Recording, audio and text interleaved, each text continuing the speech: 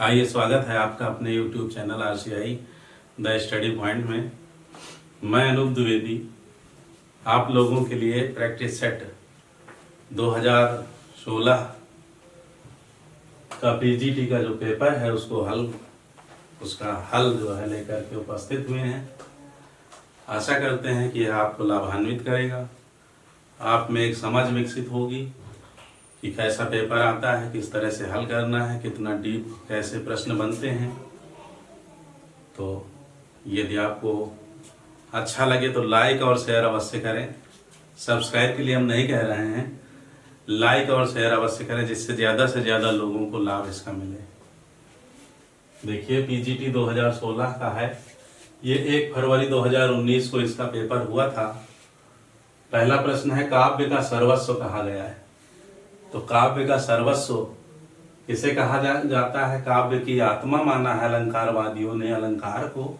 तो आपका उत्तर पहला तो ऑप्शन है ध्वनि अलंकार वक्रोक्त रीति।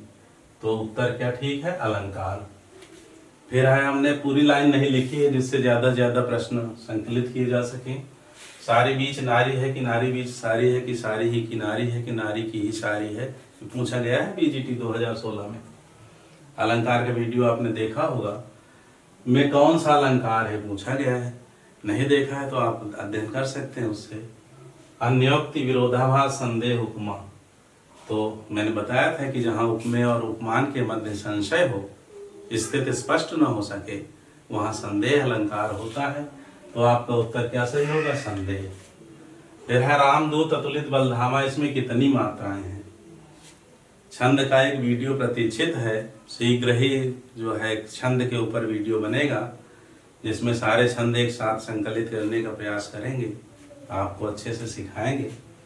आइए मात्रा लगा के इसमें देखते हैं कितनी मात्रा है। राम दूत अतुलित बलधामा, तो राम दूत, ये जो एस की तरह बना है, 2 मात्राएं मानी जाती हैं।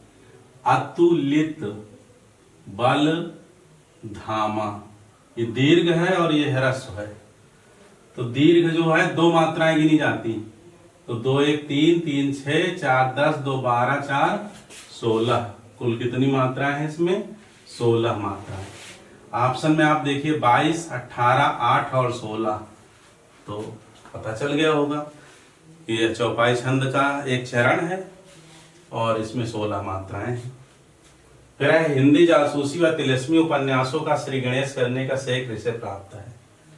तो जासूसी और तिलिस्मी उपन्यासों का हिंदी में जो किया है इसका श्रेय जाता है किसे? देखिए ऑप्शन है प्रेमचंद, नरेंद्र, देवकी नंदन खत्री, गोपाल राम गहमरी। गोपाल राम गहमरी का सरकटी लाश है, लेकिन ये श्रेय जासूसी और तिलिस्मी उपन्यासों का जो श्री गणेश करने का है वो देवकी नंदन खत्री को जाता है। किसे जाता है? चंद्रकांता संतति का भागों में जो है इन्होंने प्रकाशित किया। तो इसका उत्तर क्या होगा? देवकी नंदन खत्री, बाबू देवकी नंदन खत्री। शिरीष के फूल नामक रचना की विधा है। शिरीष के फूल हजारी प्रसाद द्विवेदी का, शो के फूल, शिरीष के फूल, कुटज, ये सब ललित निबंध हैं। ठीक है, ललित निबंध। तो इनकी विधा क्या है इसकी? ललित निबंध। अगला प्रश्न, इनमें स्वातंत्र्य उत्तर हिंदी व्यंग्यकार नहीं है। रविन्द्रनाथ त्यागी, श्रीलाल शुक्ल, नरेंद्र कोहली, बाल मुकुंद गुप्त। तो अगर आपने अध्ययन किया है थोड़ा सा डीप, थोड़ा सा ढंग से, तो आप देख रहे हैं बाल मुकुंद गुप्त भारतेंदु युग के हैं। तो यहीं से क्लियर हो जाता है नाम कि ये भारतेंदु युग के हैं। बाल मुकुंद गुप्त, बालकृष्ण भट्ट, ठीक है, प्रताप नारायण मिश्र, भारतेंदु युग के सब, बद्री नारायण चौधरी, प्रेमघन। तो स्वातंत्र्य उत्तर हिंदी व्यंग्यकार नहीं है, यही उत्तर हो जाएगा आपका। इतना आसान सा, लेकिन आपको इसके लिए अध्ययन करना पड़ेगा, तैयारी करनी पड़ेगी, क्योंकि सफलता के लिए शॉर्ट ट्रिक शॉर्ट कट कोई नहीं होता है, कठिन परिश्रम ही आपको सफलता दिलाती है। अगला है, महादेव वर्मा का गौरा गाय किस विधा की रचना है? गौरा गाय, तो आपको पता है कि महादेव वर्मा का गिल्लू हो, गौरा गाय हो, ये सभी जो है रेखा चित्र संस्मरण के अंतर्गत जो है आते हैं। अब यहाँ ललित निबंध, आत्मकथा, व्यंग्य और रेखा चित्र है, तो ये रेखा चित्र महादेवी वर्मा का है। ठीक है, इसकी विधा क्या होगी? रेखा चित्र। आकाशद्वीप के मुख्य पात्र कौन है? अब देखिए, पहला है चंपा, बुद्धगुप्त, चंद्रगुप्त, अलका, अशोक, चारुमित्रा, होरी धनिया। होरी धनिया गोदान के पात्र हैं।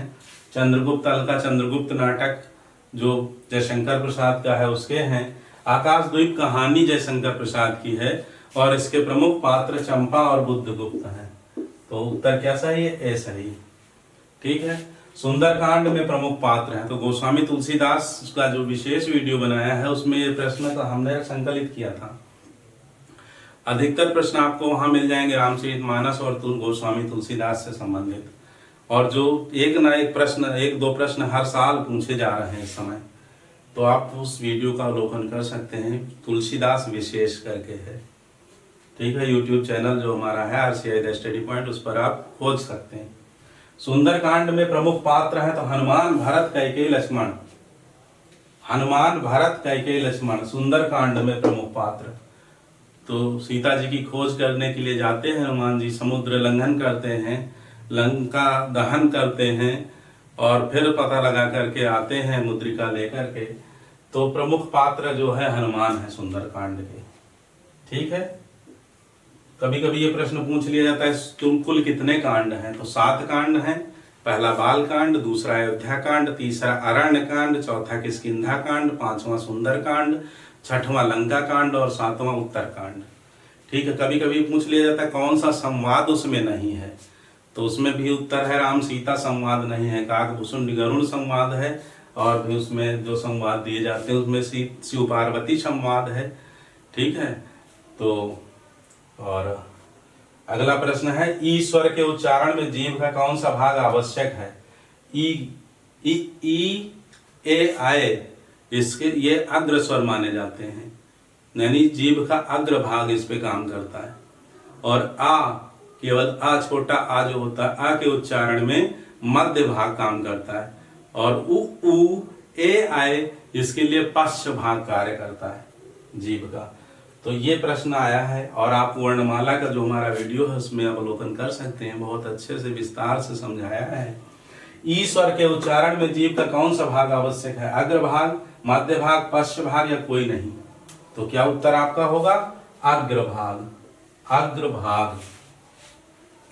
आइए बोली देखते हैं। कुछ बोलियां दी हैं, क्षेत्र के अनुसार उन्हें सुमेलित करना है। देखिए, थोड़ा सा छोटा लिखा है, ज्यादा से ज्यादा प्रश्न आ सके, 125 प्रश्नों का विश्लेषण करना है। तो हम बोल रहे हैं साथ साथ में, अगर देखने में आपको कुछ दिक्कत होती तो इसलिए उच्चारण भी साथ करते चल रहे हैं। अवधि है, ब्रज है, भोजपुरी है, मैथिली है। तो अवधि का क्षेत्र कौन सा आता है? आप यहाँ देखेंगे, देखिए मथुरा, बनारस, मुंगेर, इलाहाबाद। तो बाराबंकी, लखनऊ, रायबरेली, उन्नाव, इलाहाबाद, ये सब अवध क्षेत्र में आते हैं। फैजाबाद। ठीक है, तो इलाहाबाद जो वर्तमान में प्रयागराज के नाम से जाना जाता है, यह अवधि का क्षेत्र हो गया। ठीक है, ब्रज का क्षेत्र ये मथुरा, अलीगढ़, ये सब ये क्षेत्र जो है ब्रज का क्षेत्र है, तो मथुरा ब्रज से मिला दीजिए। फिर भोजपुरी और मैथिली, तो भोजपुरी बनारस क्षेत्र में बोली जाती है और मैथिली मुंगेर में बोली जाती है। ये ऑप्शन हो गए। ठीक है, अब इसमें जो दोनों को सुमेलित करके बनेंगे, 4 ऑप्शन दिए रहते हैं, मैंने नहीं लिखा है, बस समझ लीजिए कि ये उत्तर है इसका। फिर है खड़ी बोली के जन्म का समय माना जाता है, तो 1000 ईस्वी के आसपास, 500 ईस्वी के आसपास, 800 ईसा पूर्व के आसपास या फिर 500 ईसा पूर्व के आसपास। तो 1500 से 1000 ईस्वी तक वैदिक संस्कृत, 1000 ईसा पूर्व से लेकर के 500 ईसा पूर्व तक लौकिक संस्कृत, उसके बाद 500 ईसा पूर्व से 1 ईस्वी तक पाली, फिर प्राकृत, तो 1 ईस्वी से लेकर के 500 ईस्वी तक, और 500 से 1000 ईस्वी तक अपभ्रंश काल रहा है। तो अपभ्रंश काल से ही जितने भाषाएं जो सौरसेनी अपभ्रंश से खड़ी बोली का उदय हुआ है, तो वही 500 से 1000 ईस्वी का समय माना जाता है। तो 1900 ईस्वी के आसपास ये सर्वाधिक शुद्ध आंसर 1000 ईस्वी के आसपास होगा। ठीक है। बाकी 500 ईस्वी से लेकर के 1000 ईस्वी तक अपभ्रंश काल माना जाता है। पाल किस धर्म की भाषा है? तो पाल बौद्ध धर्म, बौद्ध के त्रिपिटक जो ग्रंथ लिखे गए हैं वह पाली भाषा में लिखे गए हैं। ठीक है, ये सब अध्ययन का विषय है, आपको अध्ययन करना है और सीखना है, तैयारी करनी। इति और प्लस आदि बराबर इत्यादि में संधि है, तो संधि भी पढ़ाई है आपको पूरी। देखिए प्रश्न आते जा रहा है, कितना अच्छा लग रहा होगा अगर पढ़ रखा है तो, और नहीं पढ़ा है तो अब तैयारी कर लीजिए आगे, अभी समय है, लॉकडाउन चल रहा है, पेपर इतनी जल्दी होना नहीं है, सारी परीक्षाएं लगभग टल रही हैं, लेकिन आपके पास समय जो मिल रहा है एक अवसर है, इस अवसर को भुनाना है, इसमें जो है ढील नहीं देनी है, तैयारी में लगे रहना है, डटे रहना है। इति प्लस आदि इत्यादि में संधि है, वृद्धि संधि, यण संधि, गुण संधि, अयादि संधि। कौन सी संधि है? इति प्लस आदि इत्यादि, ई और आ मिल करके क्या बनता है? या बनता है, तो वहां क्या संधि होती? यण संधि होती। ऊ आ मिल करके, ऊ और आ मिल करके वा बनता है। ठीक है, तो वहां यण संधि होती, तो इसका उत्तर क्या सही? बी सही, कोई यणा जी सूत्र है इसका। फिर है निम्नलिखित शब्दों में पुल्लिंग शब्द का चयन कीजिए। रात है, सांस है, मूर्खता है, मोती है। कह के देख लीजिए, रात हो गई, सांस फूल रही है, मूर्खता अच्छी नहीं होती, और मोती पिरो लिए गए, मोती टूट गया, तो पुल्लिंग शब्द क्या है? यहाँ मोती है। इसी तरह दही भी देखने में लगता है स्त्रीलिंग होगा, लेकिन पुल्लिंग शब्द है दही। मोती भी पुल्लिंग है और दही भी पुल्लिंग शब्द है। ठीक है, फिर देखिए 16वां प्रश्न यहाँ लिखा हुआ है छोटा छोटा। अल्प विराम, विस्मयादि बोधक, अर्ध विराम और निर्देश चिन्ह ये आवश्यक होते हैं। हिंदी के अध्यापक को इनका बोध होना चाहिए, इसलिए प्रश्न ही पूछ लिया गया है। तो अल्प विराम और अर्ध विराम। अल्प विराम को ये मिलाएंगे, ये अल्प विराम। ठीक है, यहां लिख दें अल्प विराम। फिर है विस्मयादि बोधक, यहां लिखे दे रहे हैं, फिर से आप मिला लेना, विस्मयादि बोधक। ठीक है, अरे, ओ, राम राम, छी छी। फिर अर्ध विराम, अर्ध विराम के लिए क्या बनाते हैं? और ये बिंदु, पूर्ण विराम ये होता है। और निर्देश चिन्ह, तो यहां पर ये तीसरा दिया हुआ है, ये निर्देश चिन्ह है। ठीक है, अल्प विराम, ये क्या है? पहला अल्प विराम, ये क्या है? विस्मयादि बोधक। ये क्या है? अर्ध विराम।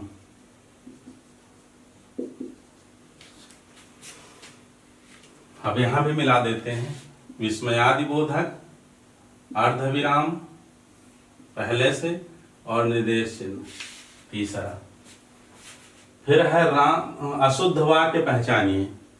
पहला है राम ने किताब खरीदे, पहला ही देखिए पकड़ में आ रहा है, क्या होगा? राम ने किताब खरीदी, किताब स्त्रीलिंग, तो खरीदी आएगा, तो यही सही है, मतलब ये अशुद्ध वाक्य है, पहचान लिया। सीता ने खाया, राम ने कहानी सुनी है, मैंने घोड़ा देखा, तीनों शुद्ध हैं। फिर है लड़की जाए, यह वाक्य किस काल में है? लड़की जाए पूर्ण भूतकाल, वर्तमान काल, संभाव्य भविष्यत काल या सामान्य भूतकाल? तो इसका उत्तर क्या होगा? लड़की जाए। अब आगे लगा लीजिए, संभव है लड़की जाए, संभव है बारिश हो, संभाव्य भविष्यत काल। ठीक है, बिल्कुल संभव है कि वह आए, तो संभाव्य भविष्यत काल। अगला देखिए, मोहन ने पढ़ा है, यह वाक्य संदिग्ध भूतकाल में क्या होगा?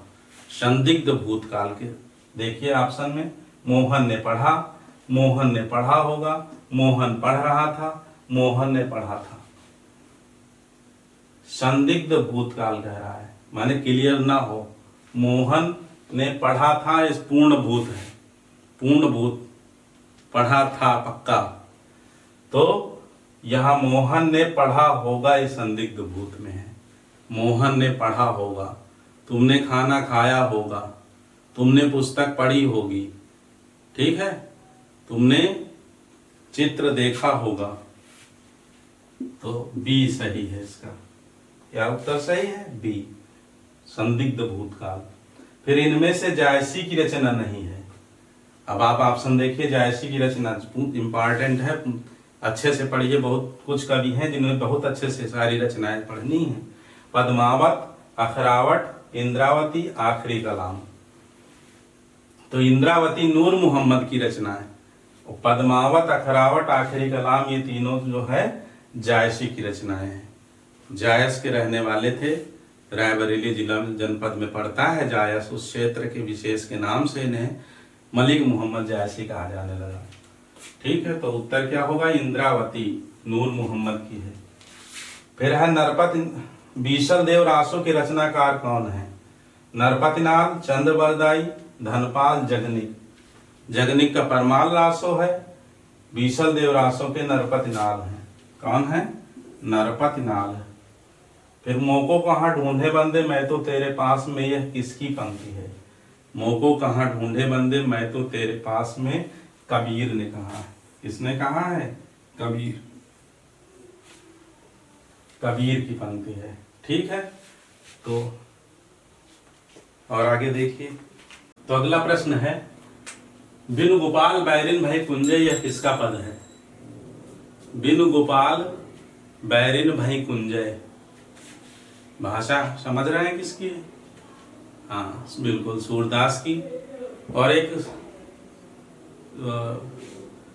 बात मैं कहना चाहूँगा कि आप तैयारी कर रहे हैं तो 9 से लेकर के और हो सके तो 6 से लेकर के और इंटर तक की जो किताबें हिंदी की हैं उनमें जितने भी कवि और लेखक हैं और उनके संबंध में जीवन परिचय या उनकी रचनाओं से संबंधित जो कुछ दिया है उसके आप नोट्स बना सकते हैं, जो आपकी तैयारी के लिए बहुत ही उपयोगी सिद्ध होंगे।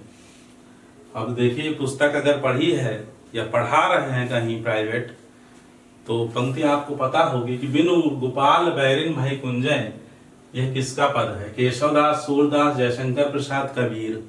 केशव तो कठिन काव्य के प्रेत माने जाते हैं, कबीर की भाषा नहीं है, और जयशंकर प्रसाद ने कहीं गोपियों का और कृष्ण का चर्चा की, ऐसा नहीं मिलता है। तो ये पंक्ति जो है सूरदास की है। किसकी है? सूरदास की। यही उत्तर होगा आपका बी। फिर रहीम किसके दरबार के कवि थे? तो बहुत आसान है, रहीम पर खेत के कौतुकम जो इनका ज्योतिषी ग्रंथ है पूछ लिया जाता है। अब रहीम पर ये प्रश्न पूछ लिया गया बहुत आसान सा कि किसके दरबार में रहते, तो आपको पता है नवरत्नों में से एक थे अकबर के। तो उत्तर में देखो, पृथ्वीराज, अकबर, रत्नसेन, भोजराज। क्या उत्तर होगा? अकबर के दरबार में।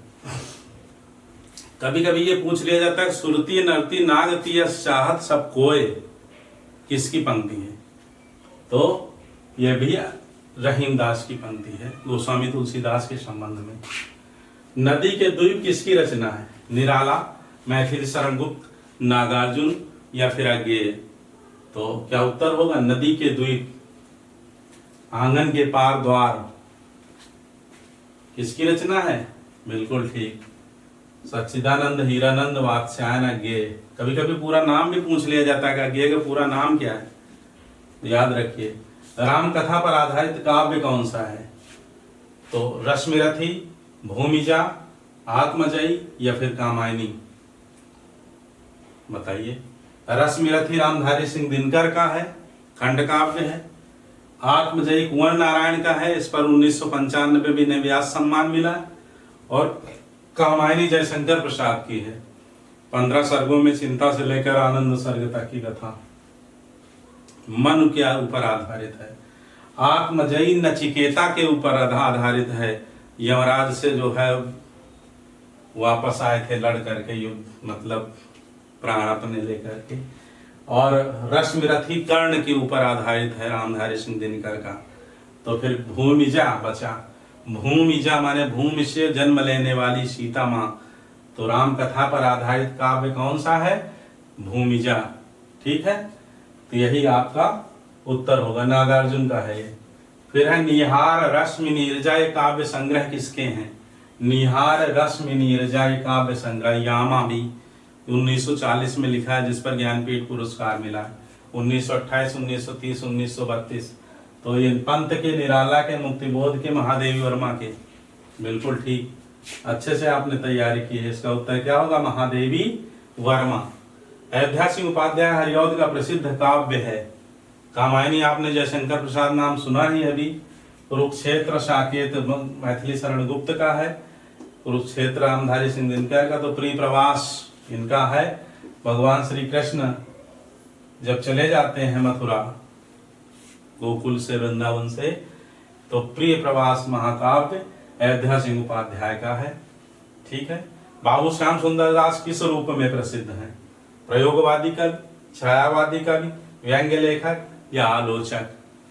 तो प्रयोगवादी है नहीं, छायावादी समय में थे, लेकिन छायावादी कवि ना होकर के आलोचक के रूप में प्रसिद्ध हैं बाबू श्याम सुंदर दास। ठीक है। सरस्वती के प्रथम संपादक के रूप में भी इन्होंने कार्य किया है। जब 1900 में प्रकाशित हुई थी इस प्रारंभ में, तो उस कमेटी में भी थे। फिर सुमेलित कीजिए। प्रेमचंद, जयशंकर प्रसाद, भगवती प्रसाद वाजपेयी और जैनेन्द्र कुमार। इधर है आकाशद्वीप, शतरंज के खिलाड़ी, अपना अपना भाग्य, नदियां लागी। तो मैंने जो कहा अभी आपसे कि इंटर तक की पुस्तकों का अच्छे से अवलोकन कर लीजिए, नोट्स बनाना चाहें तो बना लीजिए, बहुत मदद मिलेगी। आप देखें कि इंटर तक अगर आपने पढ़ रखा है तो ढंग से, या पढ़ा रहे हैं, तो आप ये इस प्रश्न का उत्तर अवश्य दे लेंगे। प्रेमचंद का क्या है? शतरंज के खिलाड़ी। तो पहले का बी से मिला देंगे। फिर जयशंकर प्रसाद, इनकी कहानी है आकाशदीप। फिर जैनेन्द्र का है अपना अपना भाग्य। और बचा क्या? भगवती प्रसाद वाजपेयी का निंदिया लागी। तो इस तरह से सुमेलित हो गया। आगे आइए देखते हैं। गोविंद वल्लभ पंत, लक्ष्मी नारायण मिश्र, जयशंकर प्रसाद और चतुर्सेन शास्त्री। सुमेलित करने के लिए कह रहा 31 प्रश्न। गोविंद वल्लभ पंत, तो गोविंद वल्लभ पंत की वरमाला है। क्या है? वरमाला। ठीक। उसके बाद लक्ष्मी नारायण मिश्र, सिंदूर की होली। लक्ष्मी नारायण मिश्र, सिंदूर की होली। ठीक। नई कविता के प्रतिमान लक्ष्मीकांत वर्मा की है। और कविता के नए प्रतिमान नामवर सिंह की। बहुत महत्वपूर्ण है, पूछा जाता है प्रश्न। नई कविता के प्रतिमान और कविता के नए प्रतिमान। ठीक है। तो दोनों में जो है अंतर याद रखिए, दोनों को अच्छे से सीखिए। यहाँ लक्ष्मी नारायण मिश्र नाम आया तो लक्ष्मीकांत वर्मा को बता दिया मैंने। जयशंकर प्रसाद जो है, इनका कौन सा है? चंद्रगुप्त, स्कंदगुप्त, ध्रुव स्वामी, राजश्री। तो पहला ए, जयशंकर प्रसाद को ए से मिलाएंगे। चतुर्सेन शास्त्री का उत्सर्ग है। क्या बचा? यही बचा, तो उत्सर्ग से मिला देंगे। अगर 3 भी आपको आते हैं तो आप उत्तर दे लेंगे। ठीक है। इसके बाद देखिए 32 क्वेश्चन है। खंड काव्य की परिभाषा दीजिए। तो खंड काव्य के 4 ऑप्शन बड़े लंबे लंबे थे, मैंने एक ही लिखा है जो वास्तव में है इसका उत्तर। किसी आदर्श पुरुष के जीवन में एक विशिष्ट अंश की मार्मिक कथा प्रस्तुति। संपूर्ण जीवन का जब करते हैं वो प्रबंध काव्य होता है, और आदर्श पुरुष के जीवन के एक विशिष्ट अंश की, एक विशिष्ट भाग की, तो वह खंड काव्य होता है। प्रबंध काव्य और खंड काव्य में अंतर। महाकाव्य में 9 सर्ग होने चाहिए, देश काल वातावरण और उसमें सब कुछ जो है नायक धीरोदात्त होना चाहिए। इस तरह से महाकाव्य होता है। फिर शब्दालंकार में नहीं है यमक श्लेष अनुप्रास उपमा। यमक श्लेष अनुप्रास उपमा पढ़ा है आपने अलंकार, शब्दालंकार के भेद में। तो यमक भी है, श्लेष भी है, अनुप्रास भी है। उपमा अर्थालंकार में आता है उपमा, रूपक, उत्प्रेक्षा। तो उपमा आपका उत्तर होगा। बिल्कुल ठीक। और नहीं अगर अध्ययन अभी तक किया, 2 भागों में है पूरे अलंकार, और 4-4, 5-5 उदाहरण के साथ। फिर है छंद में प्रायः कितने चरण होते हैं? छंद में प्रायः कितने चरण होते हैं? तो छंद में आपको पता है प्रायः 4 चरण होते हैं। ठीक है। कुछ छंदों में 6 चरण होते हैं, वो यहाँ ऑप्शन है नहीं। इनमें कौन सा शब्द शक्ति का भेद नहीं है? तो शब्द शक्ति के भेद आप जानते हैं। चलिए थोड़ी सी चर्चा कर लेते हैं। हमने इसका बहुत छोटा टॉपिक है, इसलिए अलग से वीडियो नहीं बनाया, इसी में समझा देते हैं शब्द शक्ति के भेद। ठीक है। इधर का मिटा रहे हैं।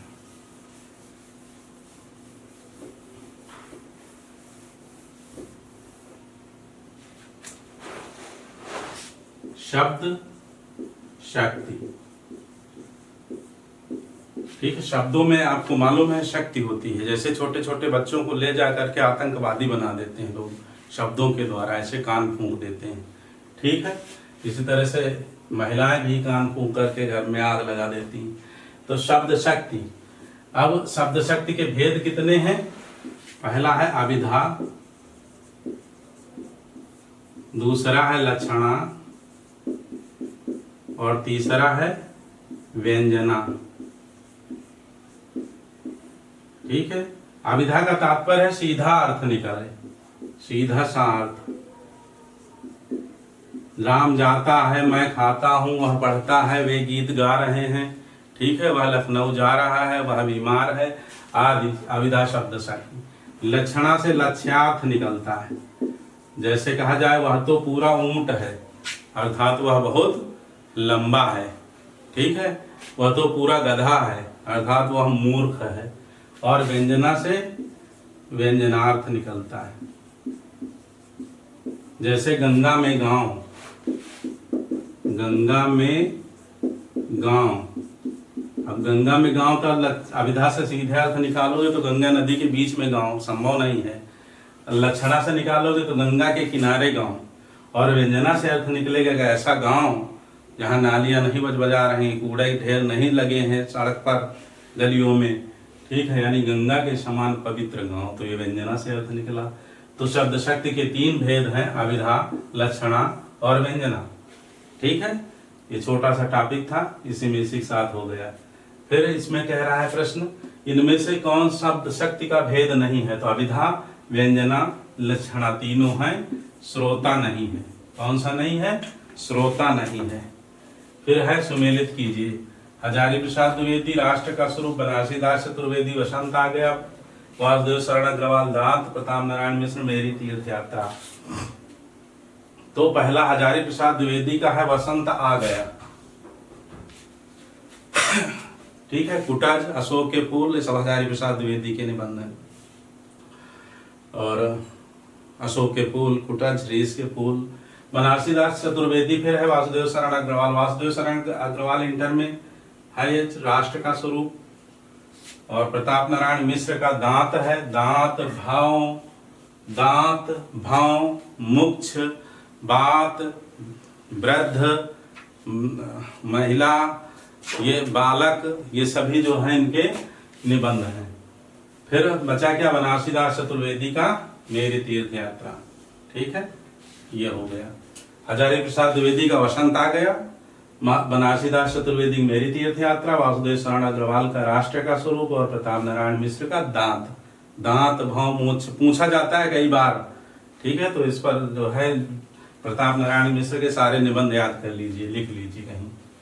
फिर है शरद जोशी द्वारा लिखित व्यंग्य लेख नहीं है। तो शरद जोशी द्वारा लिखित व्यंग्य लेख नहीं है। इसमें हम भ्रष्टन के भ्रष्ट हमारे, पहला। दूसरा है 2 व्यंग्य नाटक, तीसरा है शोक सभा और चौथा है जीप पर सवार इल्लियां। तो जो शोक सभा है ये रविंद्रनाथ त्यागी का है। ये किसका है? रविंद्रनाथ त्यागी का। रविंद्रनाथ त्यागी।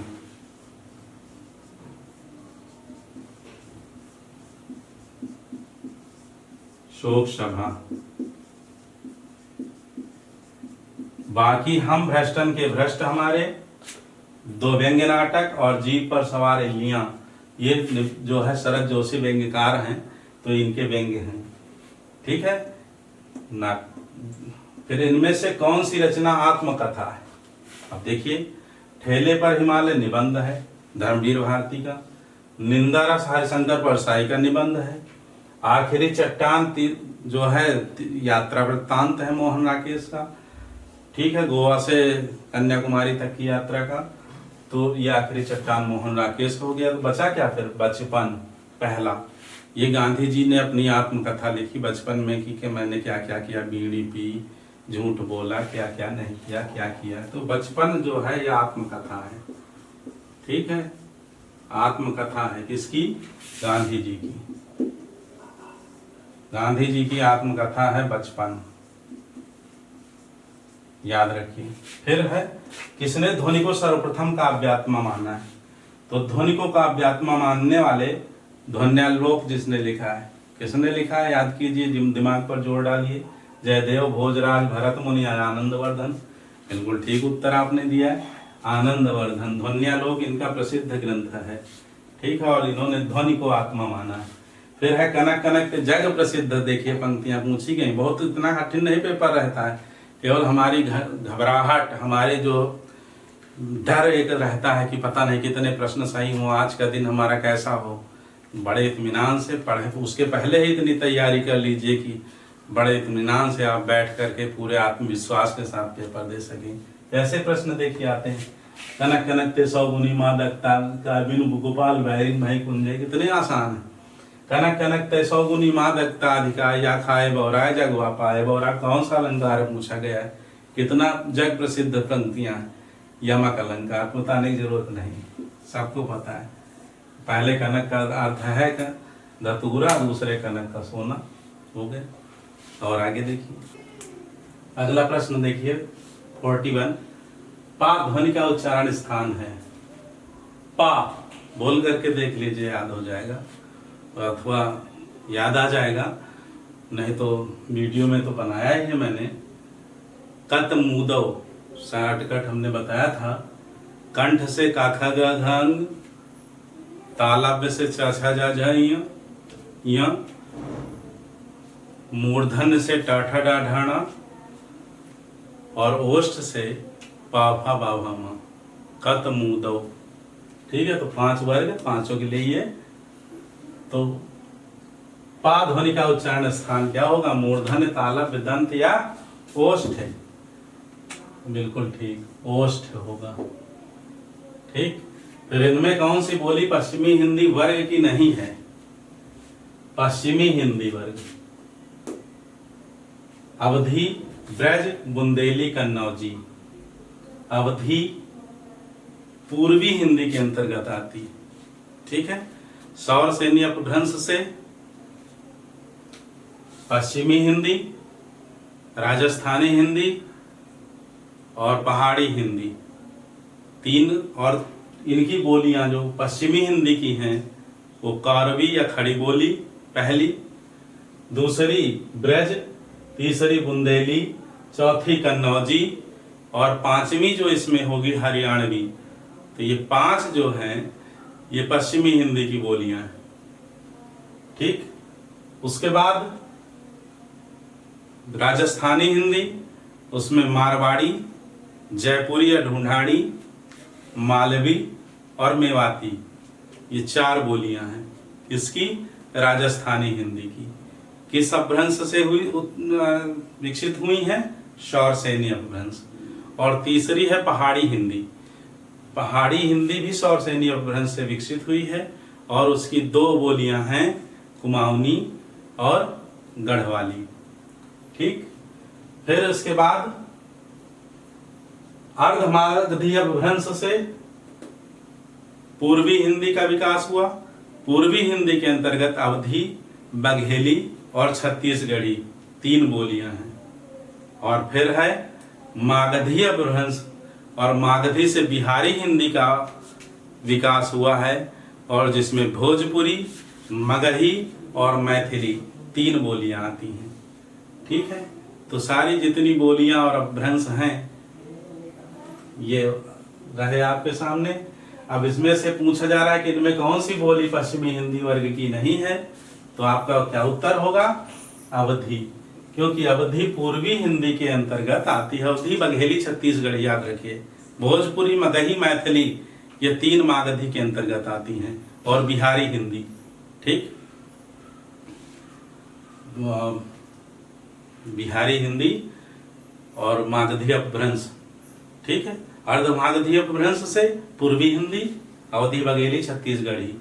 सौर सैनी से पश्चिमी हिंदी और पश्चिमी हिंदी के अंतर्गत ब्रज, बुंदेली, कन्नौजी और 2 और कौन सी खड़ी बोली यानी कौरवी और हरियाणवी। ठीक है, आगे बढ़ते हैं। जिस भाषा में अरबी, फारसी, तुर्की शब्दों का अधिक प्रयोग होता है वह है हिंदुस्तानी, भोजपुरी, अवधी, मैथिली। जो जहाँ अरबी, फारसी, तुर्की आदि शब्द का बहुत प्रयोग हो, वो कौन सी होगी? बिल्कुल लल्लू लाल ने जिस भाषा को कहा था हिंदुस्तानी, तो हिंदुस्तानी उत्तर आपका होगा। तत्सम शब्द है, आप देखिए तद्भव तत्सम की भी वीडियो पड़े हैं, बहुत व्याकरण आता है और व्याकरण को पूरा करने हमने सिखाया है। सारे वीडियो जो है व्याकरण से संबंधित डाल दिए, और जो शेष रह जा रहा है आगे धीरे धीरे तैयारी हो रही है काव्य शास्त्र की या फिर आदिकाल की, आदिकाल का नामकरण चाहे हो, चाहे कवियों का उपनाम हो, ये सारे वीडियो, सारी सामग्री मिलेगी आपको, कहीं भटकने की आवश्यकता नहीं। तत्सम शब्द है गृह, घर, घड़ा, बेगम, क्या उत्तर होगा?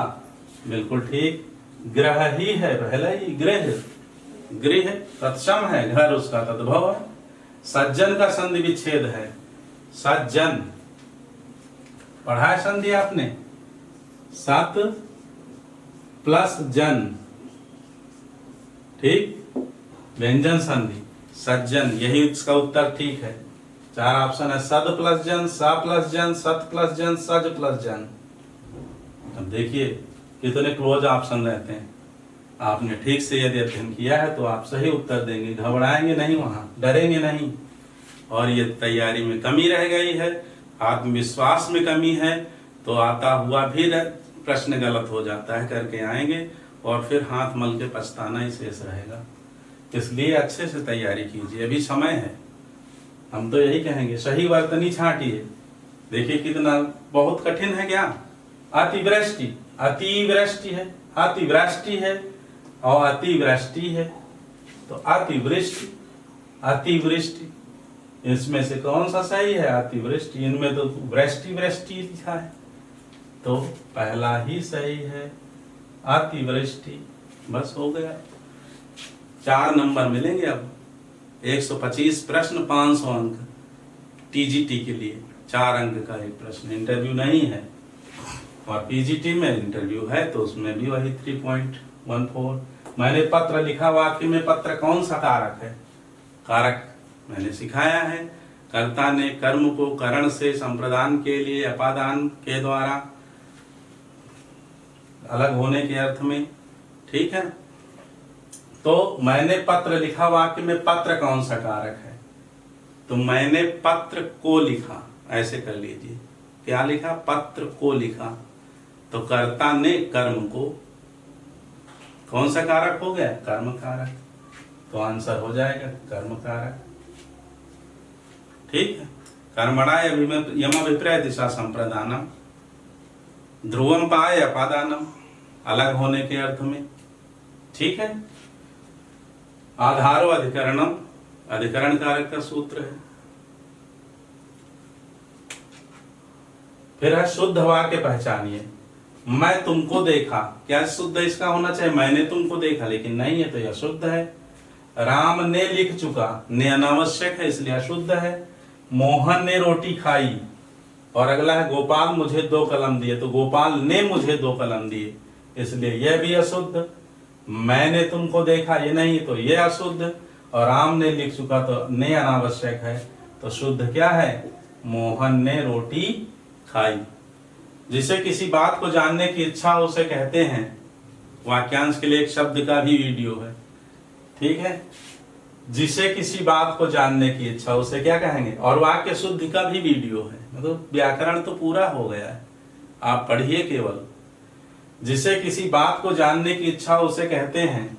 जब किताबें पढ़ते पढ़ते थक जाइए तो फिर वीडियो चला लीजिए, रिवीजन होता रहेगा, तैयारी होती रहेगी, अच्छा लगेगा। जिसे किसी बात को जानने की इच्छा उसे कहते हैं मुमुक्षु, तो जिसे मोक्ष की इच्छा उसे कहते हैं। जो सब कुछ जानता हो सर्वज्ञ, जिसमें सहनशीलता हो, दूसरों को सम्मान देने की भावना हो, सहिष्णु है। और जो किसी बात को जानने की इच्छा रखता हो, जिज्ञासु। तो आपका डी उत्तर ठीक है। ऊंट शब्द का स्त्रीलिंग है, अब देखिए ऑप्शन ऊंटी, ऊंटनी, ऊंटे, ऊंटीन। तो ऊंटनी होता है ऊंट शब्द का स्त्रीलिंग, बी ऑप्शन सही होगा। आगे आगे देखते हैं 51। इनमें ज्ञानाश्रय शाखा के संत कवि नहीं है। ज्ञानेश्वरी शाखा के कौन कौन है? मलूक हैं, धर्मदास हैं, रैदास हैं, दादू हैं, नानक हैं, सुंदरदास हैं। ठीक है, तो फिर कौन नहीं है? परमानंद दास, क्योंकि परमानंद दास किसके शिष्य हैं? वल्लभाचार्य के। अष्टछाप के कवि याद रखिए, कहीं न कहीं संबंध लिंक निकलता जरूर है अष्टछाप के कवियों का, बहुत ही इम्पोर्टेंट, हर साल लगभग रहता है, हर साल का मतलब जितनी बार एग्जाम होते हैं। तो परमानंद दास किसके शिष्य हैं? वल्लभाचार्य के। अष्टछाप के कवियों में आते हैं कुंभन दास, सूरदास, परमानंद दास, कृष्णदास, 4 वल्लभाचार्य के शिष्य, और 4 विठलनाथ के शिष्य। कौन कौन? नंददास, चतुर्भुजदास, गोविंद स्वामी, जीत स्वामी, हो गए 4। ठीक है, तो परमानंद दास किसके हैं? अष्टछाप के कवि हैं, इसलिए यही उत्तर हो गया आपका। पद्मावत की पंक्ति नहीं है, तन चितौर मन राजा की ना, चित्तौड़ की ओर। तो पद्मावत की पंक्ति यह है, भूल चकोर दीठ मुख लावा, भी पद्मावत की है। मधुकर हंस समझाए सौदय, बूझत साच न हासी। गोपियां डांट रही हैं, मधुकर कैसे? बिल्कुल, जो भगवान श्री कृष्ण ने भेजा था अपना दूत बना करके, तो उद्धव को डांट रही कि उद्धव हंस समझाई सौदय, बूझत साच न हासी। मधुकर कही समझाई सौदय होना चाहिए यहाँ। अपनी सौगंध कि सही सही बताइए। सूरदास की पंक्ति है, तो सूरदास के भ्रमर गीत से है, सूरसागर से भ्रमर गीत लिया गया है, भ्रमर गीत संकलित है सूरसागर में, तो यही सी जो है इसका उत्तर होगा। ठीक है, इंटर की किताब यदि आपने पढ़ी, मैंने जो कहा है 6 से लेकर के इंटर तक की पुस्तकों का संकलन कीजिए और उनका भी अध्ययन करिए। रामचंद्रिका के रचनाकार हैं केशवदास, सूरदास, तुलसी बिहारी। रामचंद्रिका कहते हैं एक रात में लिखी है, किसने? बिल्कुल केशवदास ने, तो यही आंसर हो जाएगा। पृथ्वीराज किसके प्रति अनुरक्त था? पद्मिनी। पद्मिनी के प्रति तो अलाउद्दीन खिलजी अनुरक्त था, अगर आपने देखी हो रानी पद्मावती, तो पद्मावत में वर्णन है पद्मिनी का। कमलिनी, संयोगिता या चंद्रिका? संयोगिता स्वयंवर है ना। और यदि पृथ्वीराज रासो आप पढ़ेंगे तब भी आपको मिल जाएगा, संयोगिता स्वयंवर भी है। तुम हमारे घर आओ जी प्रीतम प्यारा, पंक्तियां किसकी हैं? तो आप देख रहे हैं, ऑप्शन से देखिए, अगर ऐसे नहीं समझ में आता है, नहीं पढ़ रखी है, कुछ पंक्तियां आ जाए तो ऑप्शन से आप छांट सकते हैं। आप देख रहे हैं, तुम हमारे घर आओ जी प्रीतम प्यारा, हमारे घर, राजस्थानी हिंदी लग रही है। तो राजस्थान की क्षेत्र की कवित्री कौन है? मीराबाई। महादेवी वर्मा तो खड़ी बोली में लिखती हैं। विद्यापति मैथिल कोकिल है, मैथिली है इनकी। और भूषण जो है ये वीर रस प्रधान, तो कहाँ ये लिखेंगे तुम हमारे घर आओ जी प्रीतम प्यारा? भूषण तो लिखेंगे नहीं, तो क्या उत्तर होगा? मीराबाई हो गया। मैथिली शरण गुप्त की रचना नहीं है, आप देखिए भारत भारती, जयद्रथ वध, प्रेम पथिक, यशोधरा। बिल्कुल ठीक, प्रेम पथिक जयशंकर प्रसाद की है। तो आपका 3 उत्तर ठीक है, भारत भारती, जयद्रथ वध और यशोधरा, ये मैथिली शरण गुप्त की रचना है। आप देख रहे हैं मैथिली शरण गुप्त, अयोध्या सिंह उपाध्याय हरिऔध, महादेवी वर्मा, निराला, पंत, ये जितने भी हैं छायावादी कवि और इसके आसपास के सब की रचनाएं पूछी जाती, इनको अच्छे से पढ़ना है, तैयारी करनी है। फिर देख लीजिए आगे भी आगे निराला जी, कुकुरमुत्ता, नए पत्ते तथा तुलसीदास की इसकी कृतियां, जयशंकर प्रसाद, महादेवी वर्मा, सुमित्रा नंदन पंत या पंडित सूर्यकांत त्रिपाठी। निराला, कुकुरमुत्ता, नए पत्ते, तुलसीदास, निराला, बिल्कुल ठीक। आगे है नागार्जुन का असली नाम क्या था? अब नाम की भी वीडियो बनी हुई है जिसमें उपनाम कवियों के दिए हैं।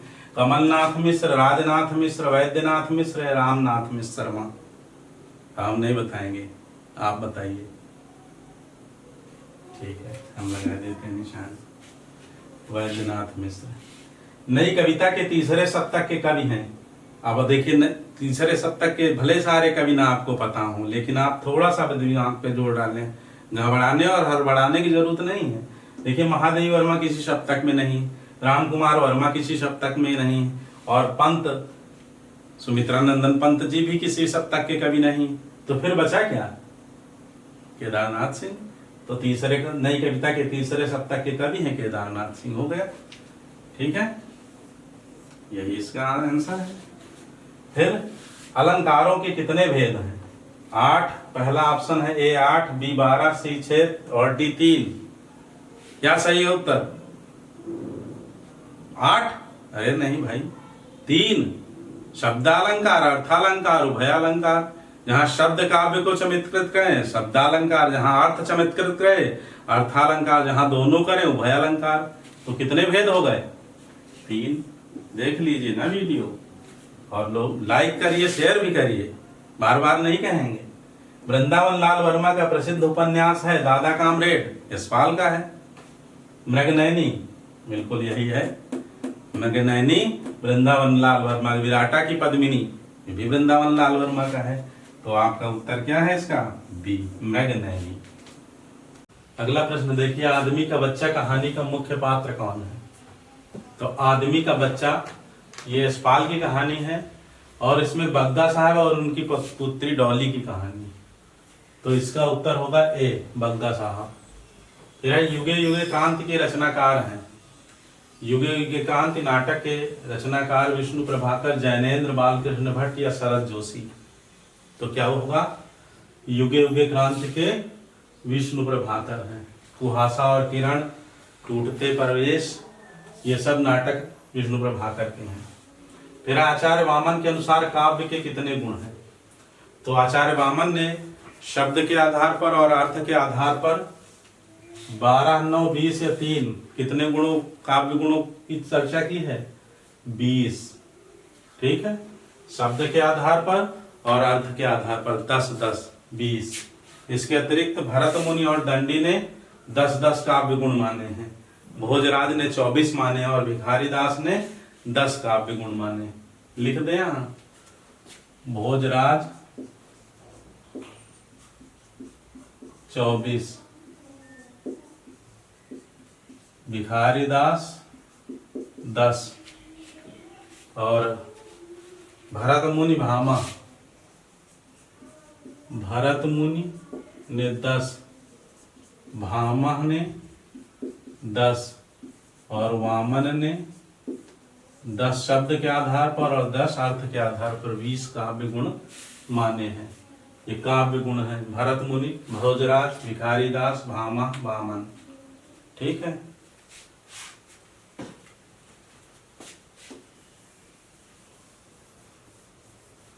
अगला प्रश्न है, नील परिधान मीच सुकुमार खिल रहा मृदुल अधकुला अंग, खिला हो ज्यों बिजली का फूल मेघ बन बीच गुलाबी रंग। पढ़ा है?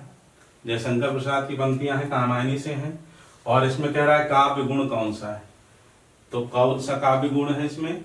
माधुर्य है, ओज है, प्रसाद है या फिर रजोगुण है? तो रजोगुण होता नहीं है।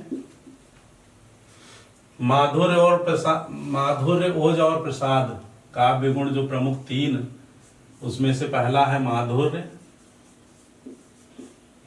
दूसरा है ओज और तीसरा है प्रसाद। माधुर्य कहाँ होता है? जहां श्रृंगार रस का वर्णन हो, जहां किसी की भगवान राम या कृष्ण के बाल रूप का वर्णन हो, जहां सौंदर्य का वर्णन हो, जहां वक्रोक्ति हो, वहां माधुर्य होता है। जहां वीरता का वर्णन हो, क्रोध का वर्णन हो, वहां ओज काव्य गुण होता है। और प्रसाद, जहां निर्वेद शांत रस हो, वहां प्रसाद काव्य गुण होता है। तो आप पंक्तियां देखिए, नील परिधान बीच सुकुमार खिल रहा मृदुल अधकुला अंग, कामायनी में श्रद्धा के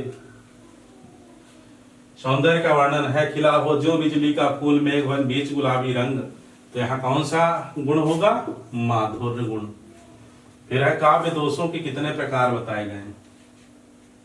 तो अलग अलग आचार्यों ने, इस तरह के प्रश्न विवादित हो जाते हैं, चयन बोर्ड जो है फिर कॉमन नंबर सबको दे देता है।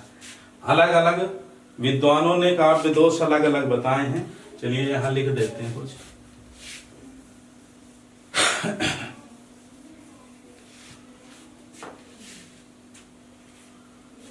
जैसे दंडी, भरत मुनि ने 10, भरत मुनि ने काव्य दोष माने हैं 10। इसी तरह से मम्मट ने 3 माने, मम्मट ने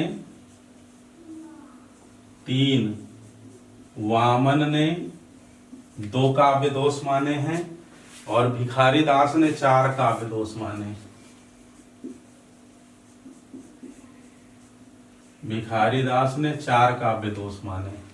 तो आप यहां देख रहे हैं 8, 3, 10 और 7। पहला 3 है, आप 3 को भी उत्तर दे सकते हैं और भरत मुनि के आधार पर देखेंगे तो 10 उत्तर होगा।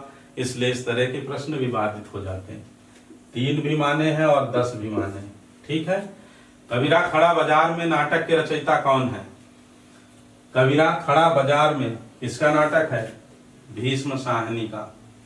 इसका है भीष्म साहनी। देखो सुदर्शन, गिरिराज किशोर और दिनकर इनके नहीं है। भीष्म साहनी का और प्रसिद्ध नाटक है हानूस, माधवी, मुआवजे, रंग दे बसंती चोला और आलमगीर। ये सब भीष्म साहनी के नाटक हैं। फिर अगला, सदाचार का ताबीज के लेखक कौन है?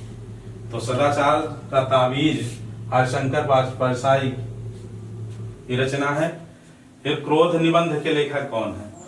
बालकृष्ण भट्ट, रामचंद्र शुक्ल, रामविलास शर्मा या महावीर प्रसाद द्विवेदी। तो क्रोध, लोभ और प्रीति, घृणा, लज्जा, भय, भाव या मनोविकार, ठीक है, ये सभी जो है आचार्य रामचंद्र शुक्ल के निबंध हैं। आचार्य रामचंद्र शुक्ल और प्रताप नारायण मिश्र के निबंध अच्छे से लिख करके कंठस्थ कर लीजिए, पूछा जरूर जाता है। तो क्रोध, रामचंद्र शुक्ल। ठीक है। कविता क्या है? काव्य में लोक मंगल की साधनावस्था, लोभ और प्रीति, भाव या मनोविकार, लज्जा, क्रोध, लोभ और प्रीति, भय, ये सब रामचंद्र शुक्ल के निबंध हैं। घीसू और माधव किस कहानी के पात्र हैं? घीसू और माधव पढ़ा होगा अगर आपने प्रेमचंद की कहानी कफन। दोनों जो है कफन के पैसे से पूड़ी खरीद करके खा लेते हैं और शराब पीते हैं। तो घीसू और माधव फिल्म कफन कहानी के पात्र हैं। किस कहानी के? कफन, याद रखिए। फिर पद्मावत में रत्नसेन की पत्नी का क्या नाम है? कमलावती, नागमती, मृगावती या वेदवती? तो पद्मावत में रत्नसेन की पत्नी का नाम नागमती है, पढ़ा होगा आपने। फिर है तार सप्तक, दूसरा तार सप्तक, तीसरा तार सप्तक और चौथा नहीं दिया है। तीसरा तार सप्तक के संपादन किसने किया? तो पहला तार सप्तक सन 1943 ईस्वी में। कब? 1943 ईस्वी में। दूसरा तार सप्तक 1953। तीसरा तार सप्तक 1959, 1959। और चौथा तार सप्तक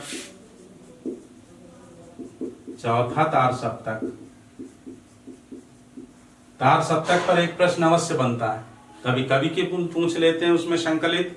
अभी इस तार सप्तक का एक वीडियो बनाएंगे जिसमें 60 ट्रिक के साथ कवियों के नाम आपको याद हो जाएंगे। चौथा तार सप्तक सन 1979 ईस्वी में संपादित किया गया, प्रकाशित किया गया। तो इसके प्रकाशक संपादक का नाम सच्चिदानंद हीरानंद वात्स्यायन अज्ञे। ठीक है। विकास की दृष्टि से प्राकृत की पूर्वकालीन अवस्था का नाम है पाल, डिंगल, अवहट्ट या अपभ्रंश। आइए थोड़ा सा समझ लेते हैं इसको।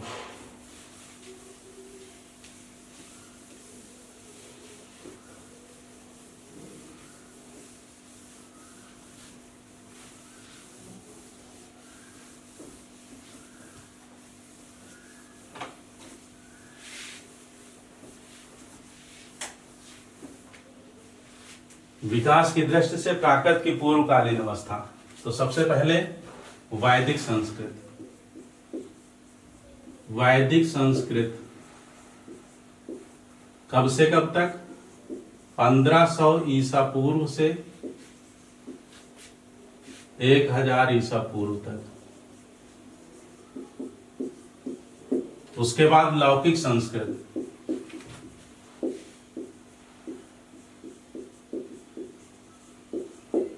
कब से कब तक? 1000 ईसा पूर्व से 500 ईसा पूर्व तक। उसके बाद पाली। पाली का क्रम जो आता है वैदिक संस्कृत के बाद लौकिक संस्कृत, उसके बाद पाली। तो 500 ईसा पूर्व से 1 ईस्वी तक, 1 ईस्वी तक। उसके बाद प्राकृत। प्राकृत का पाणी किसे कहा जाता है? हेमचंद्र को शब्दानुशासन लिखा है 1 ईस्वी से 500 ईस्वी तक। और उसके बाद अपभ्रंश। अपभ्रंश का काल 500 ईस्वी से 1000 ईस्वी तक, ठीक है। और अवहट्ट ये 900 ईस्वी से 1100 ईस्वी तक इसका काल माना जाता है। तो अब आइए प्रश्न देखते हैं। विकास की दृष्टि से प्राकृत की पूर्वकालीन अवस्था, तो प्राकृत से पहले की अवस्था क्या थी? पाल। पाल के बाद प्राकृत, अपभ्रंश, अवहट्ट। तो प्राकृत की पूर्वकालीन अवस्था क्या है? पाली। ये आपका उत्तर होगा, ठीक है। त्रिपिटक आदि जो बौद्ध ग्रंथ लिखे गए पाली में, इनमें से अपभ्रंश भाषा का काल है। अब अपभ्रंश भाषा का काल पूछ लिया गया। देखिए 2-2 प्रश्न यहां से मिलेंगे इतने से आपको। तो अपभ्रंश भाषा का काल 500 ईस्वी से 1000 ईस्वी तक। पहला ऑप्शन सही है, 500 ईस्वी से 1000 ईस्वी तक। अगला क्या है? 1000 ईसा पूर्व से 500 ईसा पूर्व, 1500 ईसा पूर्व से 500 ईसा पूर्व, 500 ईसा पूर्व से 1000 ईस्वी। तो उत्तर क्या होगा? 500 ईस्वी से लेकर 1000 ईस्वी सन तक अपभ्रंश का काल। फिर है कार्य शब्द का तद्भव रूप है कार्य। तो काज का होता है काज, कार्य। कर्म देख करके इसी को टिक मत कर देना, हड़बड़ाहट की जरूरत नहीं है, बड़े इत्मीनान से उत्तर देना है आपको। प्रश्न बहुत आसान होंगे, आपकी हड़बड़ाहट में गलती होगी, इस बात का ध्यान रखना। सही वर्तनी है क्रोधाग्नि, क्रोधाग्नि, क्रोधाग्नि। तो क्या है शुद्ध वर्तनी? क्रोधाग्नि।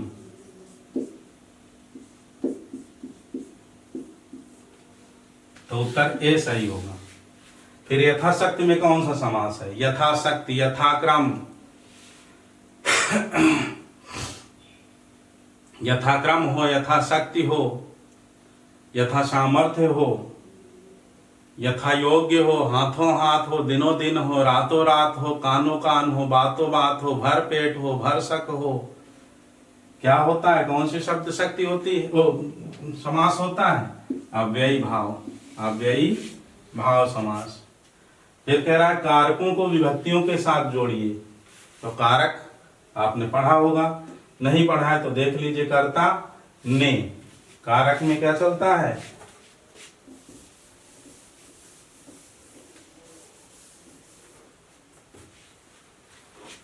कर्ता ने कर्म को करण से या के द्वारा अपादान के लिए संप्रदान से अलग होने के अर्थ में।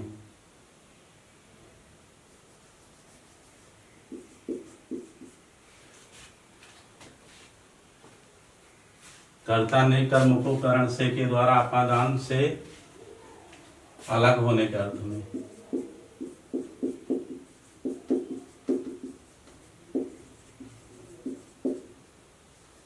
संप्रदान के लिए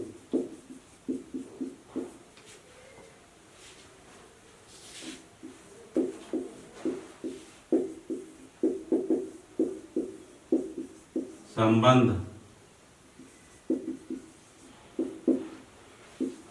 का की के रा री रे अधिकरण आधारो अधिकरणम में या पर अब देखिए कर्ता, कर्ता का चिन्ह क्या है? कारक चिन्ह, ये कारक चिन्ह है, कारक चिन्ह। ठीक है, तो कर्ता का क्या है? ने, कर्ता से ने, सी को मिलाएंगे, ये कर्म को, तो को कर्म से मिला दीजिए डी से, फिर करण से बी से मिला देंगे, और अधिकरण में। ठीक है, तो इनको याद रख कर लीजिए। ये इस पर देखिए सीधे प्रश्न बना है। फिर अगला है मूक शब्द का विलोम होगा, तो मूक हो ही वाचाल, पंगु चढ़ेंगे रिवर गहन, जा सुकृपा सुदयाल। तो मूक शब्द का विलोम, मूक हो ही वाचाल, क्या होगा? मूक का वाचाल, डी उत्तर सही है। अंधा लंगड़ा बात और वाचाल, उत्तर क्या होगा आपका? वाचाल। ठीक है, देखिए अभी आपने जो देखा, कारक, कर्ता ने कर्म को करण से के द्वारा, सम, उसके बाद चौथा है संप्रदान, पांचवा अपादान है, जिसके क्रम में थोड़ा सा हेर फेर हो गया था एक दूसरे के। तो पहले संप्रदान है, कर्मणा एवं विप्राय दिशा संप्रदानम के लिए। ठीक, सा विप्राय गाम ददाति, वह ब्राह्मण को गाय देता है। गाय किसके लिए? ब्राह्मण के लिए। उसके बाद अपादान कारक है, ध्रुवम पाय अपादानम, पेड़ से पत्ते गिरते हैं जैसे वृक्षात् पत्राणि पतन्ति। और छठवां है, तो चौथा है संप्रदान, पांचवा है अपादान, छठवां है संबंध, षष्ठी से संबंध, काकी के रारी रे जिसका वो है कारक चिन्ह। उसके बाद है सप्तमी, जो तत्व सप्तमी जो है अधिकरण है, आधारो अधिकरणम में पर, और फिर संबोधन है भो अरे। ठीक है, इसके पहले अभी तार सप्तक में जब लिख रहे थे तो उसमें भी त्रुटि हो गई थी। तो पहला तार सप्तक 1943 ईस्वी है, दूसरा 1951 ईस्वी है, तीसरा 1959 ईस्वी है, और चौथा 1979 ईस्वी है। ठीक है, तार सप्तक पर अलग से वीडियो यद्यपि बनाएंगे। आइए 80 नंबर प्रश्न देखते हैं। 79 प्रश्न हो गए, 80वां है, मान न मान मैं तेरा मेहमान का अर्थ है। तो 4 ऑप्शन बहुत लंबा हो रहा था, इसलिए मैंने 2 ऑप्शन में ही से समेट दिया है। पैसे से सब काम हो जाते हैं या फिर जबरदस्ती गले पड़ना। तो मान न मान मैं तेरा मेहमान, जबरदस्ती गले पड़ना। ठीक है, आकाश का पर्यायवाची नहीं है, तो आकाश का पर्यायवाची कौन सा नहीं है? अंबक, अंबर, व्योम, नभ। बहुत क्लोज रहता है, जल्दबाजी में गड़बड़ नहीं करना। अंबर, व्योम, नभ है, अंबक नहीं है। ठीक है, अंबक नहीं है, तो यही आपका उत्तर हो जाएगा। फिर महाराष्ट्र के भक्तों में किसका नाम सबसे पहले आता है? आप सूरदास को समझ रहे हैं, उनकता गांव पारसौली के पास जन्म हुआ था। तुलसी, ये भी महाराष्ट्र के नहीं है। ठीक है, मीराबाई राजस्थान से संबंध रखती है। तो फिर महाराष्ट्र के भक्तों में किसका नाम सबसे पहले आता है? कौन बचा है? नामदेव। हो गया उत्तर। फिर पंचगंगा घाट पर कबीर किसके पैरों के नीचे पड़े थे? शंकराचार्य, वल्लभाचार्य, रामानंद या रामानुजाचार्य। तो सीधे सीधे समझ लीजिए कबीर के गुरु कौन थे।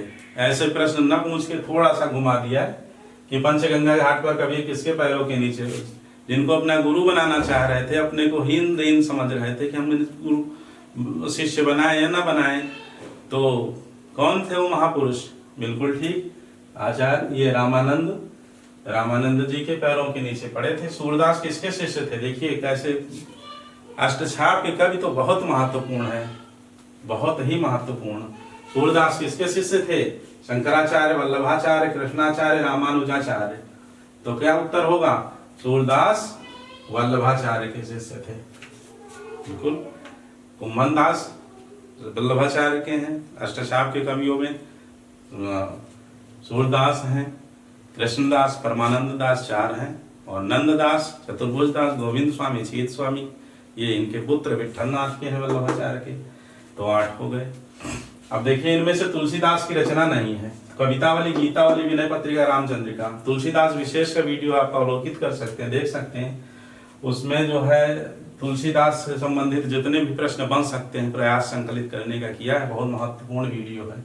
तो यहाँ उत्तर क्या होगा? रामचंद्रिका।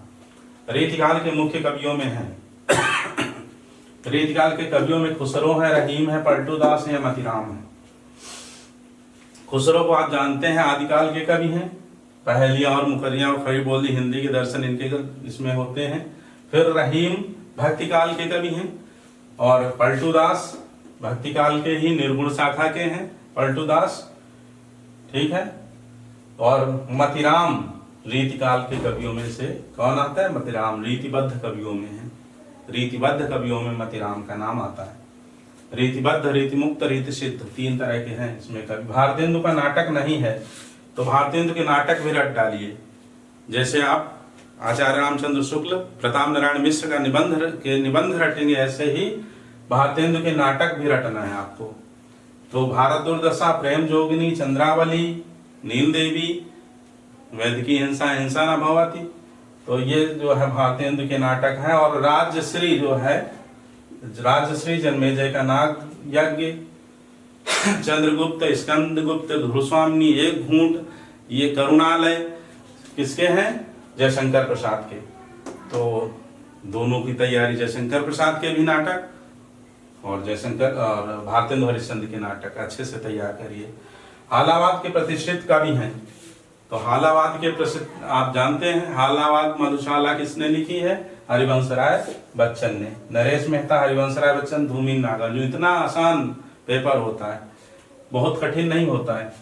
कठिन हमारी घबराहट, हमारा भय, और जो एक सीट हमें छीनने की जो उस समय की अंदर की महत्वाकांक्षा उसे कठिन कर देती है और गलत करा देती कई प्रश्न। तो इस पर भी नियंत्रण रखना है, ठीक है। तैयारी इसकी भी करनी है। सर्वेश्वर दयाल सक्सेना की रचनाएं, अब इसमें अलग अलग 3 ऑप्शन में बहुत लंबा हो रहा था तो हमने सारी रचनाएं लिख दी हैं। काठ की घंटियां, बांस का पुल, एक सूनी नाव, गर्म हवाएं, कुआनो नदी, जंगल का गर्म हवाएं और जंगल का दर्द, 2 रचनाएं पूछी गई, ठीक है। खूंटियों पर टंगे लोग, ये सब सर्वेश्वर दयाल सक्सेना की रचनाएं। शब्द शक्ति के कितने भेद हैं? अगला प्रश्न है शब्द शक्ति के कितने भेद हैं? तो अभी चर्चा की थी शब्द शक्तियों पर। अभिधा, लक्षणा, व्यंजना। अभिधा जहां सीधा अर्थ निकलता है, लक्षणा जहां लक्ष्यार्थ है, और व्यंजनार्थ जहां निकलता है वहां व्यंजना शब्द शक्ति होती है। तो कितने भेद हो गए? 3 भेद। इसका उत्तर कौन सा सही है? डी। फिर है बाबू देवकीनंदन का प्रसिद्ध उपन्यास है, तो देवकीनंदन का प्रसिद्ध उपन्यास जासूसी अय्यारी के जो श्री गणेश करता है उनका चंद्रकांता, चंद्रकांता संताति, कई भागों में प्रकाशित हैं। देवकीनंदन खत्री का चंद्रकांता। सम्राट अशोक, हल्दी घाटी, चंद्रिका नहीं। सोमा बुआ किस कहानी की पात्र है? तो अकेली कहानी है यशपाल की, अकेली की पात्र सोमा बुआ। कनुप्रिया काव्य किससे किनके संबंध में है? राम सीता, राजा रानी, राधा कृष्ण या भाई बहन? क्या उत्तर है? कनुप्रिया, ठीक है, बिल्कुल सही, राधा कृष्ण, ठीक। इनमें जगदीश चंद्र माथुर का नाटक नहीं है। तो आप देख रहे हैं कोणार्क, शारदिया, पहला राजा, अंधायुग। अंधायुग धर्मवीर भारती का है तो धर्मवीर भारती का होगा, जगदीश चंद्र माथुर का नहीं होगा। तो यही अंधायुग ही आपका उत्तर हो जाएगा, ठीक है। धर्मवीर भारती के मोहन राकेश के नाटक ये भी बहुत महत्वपूर्ण है। वीर रस का स्थायी भाव है क्रोध, भय, साहस, उत्साह। वीर रस का उत्साह, क्रोध, रौद्र, ठीक है। तो वीर रस का स्थायी भाव, वीर रस का पूछ रहा है, कितना आसान प्रश्न है। उत्साह, उत्साह, वीर रस का स्थायी भाव उत्साह।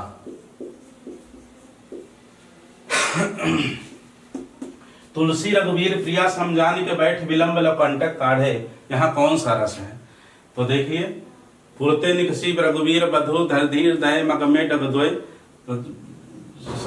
भगवान राम के साथ सीता जी 2 कदम चल करके चलती हैं तो भालकनी मस्तक पर पसीने की बूंदें टपक आती हैं, और रघुवीर जो है अपने प्रियतम के श्रम को जाग करके बहुत देर तक बैठे हुए कंटक निकालते रहे पैरों से।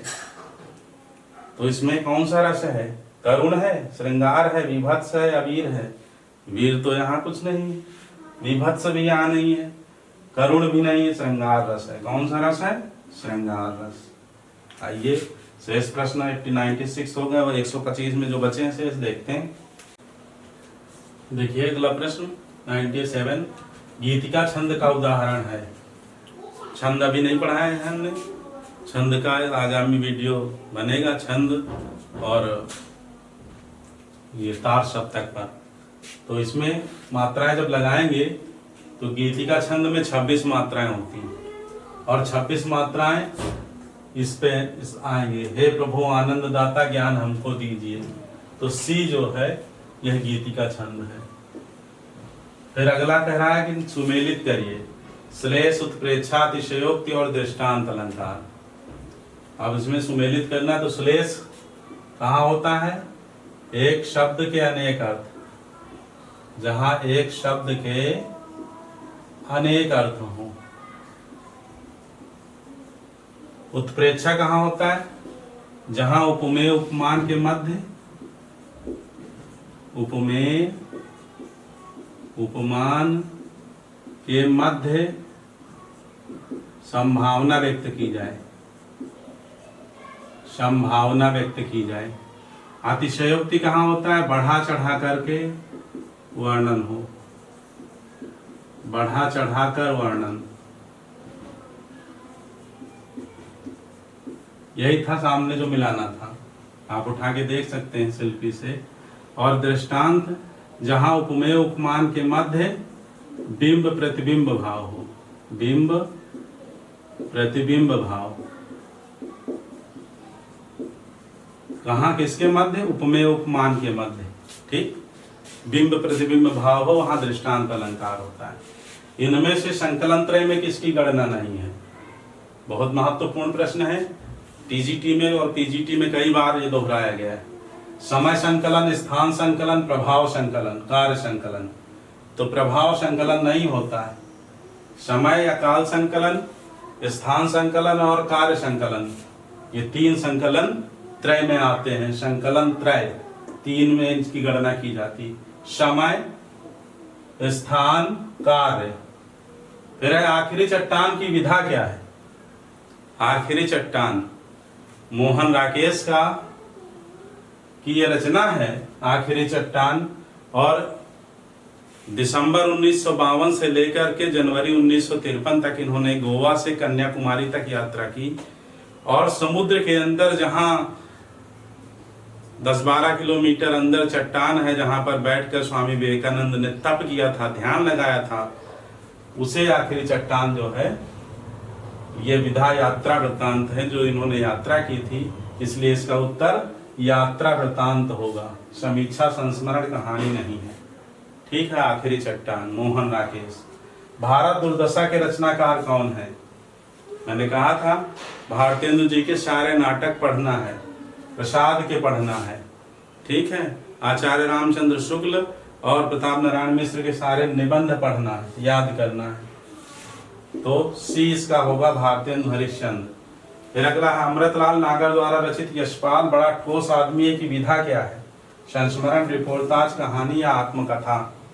तो आत्मकथा हो नहीं सकती क्योंकि व्यक्ति स्वयं लिखता है, कहानी है नहीं है। यशपाल बड़ा ठोस आदमी है। रिपोर्टाज, रिपोर्ट से बना है ये शब्द, अंग्रेजी में तो रिपोर्ट भी नहीं की जा रही है यहाँ कि आंखों देखा वर्णन किया जा रहा है।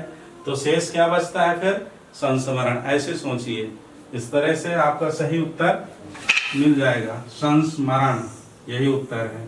फिर हिंदी शब्द भंडार में कितने प्रकार के शब्द हैं? शब्द भंडार का वीडियो बना है, आपने पढ़ा होगा। 4 होते शब्द भंडार के अंतर्गत शब्द के प्रकार। पहला तद्भव, दूसरा तत्सम, तीसरा देशज, चौथा विदेशज। तो आपका उत्तर 4 होगा। फिर कहो रे मधुकर मधुमतवारे, कहो रे मधुकर मधुमतवारे, कहाँ करो निर्गुण को लेकर हूं, निर्गुण को लेकर के मैं क्या करूंगी? जीवो कान हमारे, हमारे तो कान्हा ही जीवित रहे, हमारे लिए तो कान्हा ही हमारे जीवित रहने का कारण है और वो सदा बने रहे। तो ये पंक्तियां किस काव्य की हैं? कौन डांट रहा है मधुकर को, उद्धव को? गोपियां डांट रही हैं। तो स्वाभाविक है, गोपियों ने खूब डांटा है उद्धव को। कहाँ? भ्रमर गीत में। और भ्रमर गीत किसके कहाँ से ली गई है? सूरसागर से ली गई है। तो यशोधरा, साकेत, भ्रमर गीत, जयद्रथ वध। सूरसागर अगर होता तो उत्तर होता, भ्रमर गीत है तो ये उत्तर सही है, ठीक है। भाषा ब्रज है, लय कय हूं, कहा करऊं निर्गुण लय कै हऊं, जीवहु कान हमारे, हमारे तो काना ही जिंदा रहे बने रहें। आधुनिक आर्य भाषाओं के वर्गीकरण के अनुसार पूर्वी समुदाय की भाषा नहीं है। उड़िया, मराठी, बंगला, असमिया। बताइए, गेस कीजिए। आधुनिक आर्य भाषाओं के वर्गीकरण के अनुसार पूर्वी समुदाय, तो पूरब में मराठा, जो महाराष्ट्र है वो पूरब में नहीं आता, इसलिए उत्तर आपका क्या होगा? मराठी। ठीक है। फिर हिंदी के अंतर्गत मुख्यतः कितनी बोलियां हैं? तो चर्चा इसमें हो चुकी है इसके पहले प्रश्न में। कुल इसका जो उत्तर होगा वह 17 बोलियां हैं, जिसमें पश्चिमी हिंदी के अंतर्गत 5 जो बताया था, राजस्थानी हिंदी के अंतर्गत 4, मारवाड़ी, जयपुरी या ढूंढानी और मालवी और मेवाती। तो 4 ये, 5 4 9। और उसके बाद फिर पहाड़ी हिंदी के अंतर्गत कुमाऊनी और गढ़वाली, 9 2 11। उसके बाद अर्धमागधी के अंतर्गत पूर्वी हिंदी, जिसमें अवधी, बघेली, छत्तीसगढ़ी, तो 11 3 14। और 3 जो है बोलियां मागधी से, अपभ्रंश से हैं, मागधी से बिहारी भाषा के अंतर्गत भोजपुरी, मैथिली, मगही। तो 14 3 17। इस तरह से 17 बोलियां जो है हिंदी के अंतर्गत हो गई। ठीक है। सुमेलित कीजिए, अब कह रहा है, ये उत्तर आपका है, सुमेलित कीजिए। च व द क, इनका उच्चारण स्थान आगे सामने लिखा हुआ है। तो च कत मुदो, याद है, का ख ग घ कंठ या कोमल तालव्य से होता है, तो चा का तालव्य से मिला देंगे। ठीक है। वा ओष्ठ से, कंठोष्ठ है वा। द दंत है और का कोमल तालव्य। ठीक है। इस तरह से इसका सही मिलान हो गया। अब आगे प्रश्न है कि बहुब्रीहि समास है, निम्नलिखित में बहुब्रीहि समास किसमें है? पीतांबर, पाप पुण्य, आजीवन या चौमासा। तो आप देखिए, पीतांबर, पीत व अंबर है जिसका अर्थात भगवान श्री कृष्ण, तो यहाँ बहुब्रीहि हो गया। पाप और पुण्य द्वंद्व समास है। आजीवन, आमरण, यथाशक्ति, यथाक्रम, कौन सा है? अव्ययी भाव। और चौमासा, चौराहा, पंचवटी, तिराहा, चतुर्भुज। तो इसमें चौमासा में कौन सा है? द्विगु समास। लड़की पढ़ती है, इसका बहुवचन होगा। ऑप्शन मैंने नहीं लिखे, सीमित जगह है। लड़की पढ़ती है, तो क्या इसका बहुवचन होगा? लड़कियां पढ़ती हैं, लड़कियां पढ़ती हैं। ठीक है।